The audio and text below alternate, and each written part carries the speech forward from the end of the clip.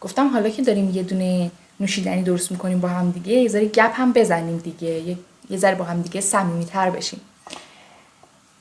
یه فکر کنم 16-17 سالم بود، با یکی از رفیقای قدیمیم رفتیم کافی شاپ. بعد اون زمان تازه کافی شاپ مد شده بود دیگه، مثلا بعد کافام خیلی مثلا کافای خیلی با کلاس مثلا نبود، معمولی بود دیگه، بیشتر برای قرار گذاشتن و اینجور چیزا بود. حالا من و دوستم 16-17 سالمون بود، رفتیم کافه.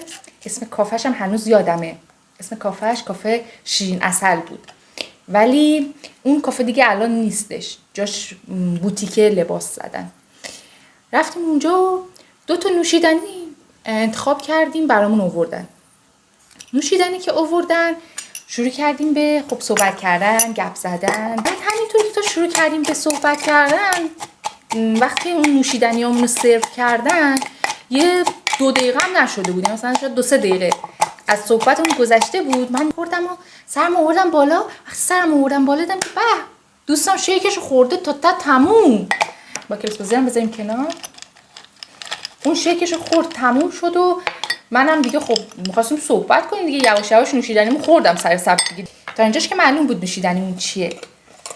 اینجاشم چای ترشه، چای ترش دم کردم، میخوام توش بریزم اینطوری. اسپرایتمون هم اضافه میکنیم، لیمو خوشگله هم میذاریم اینجا.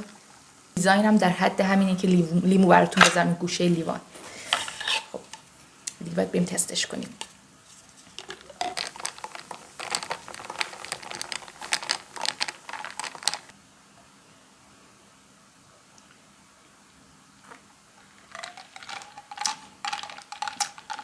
خوشمزه است.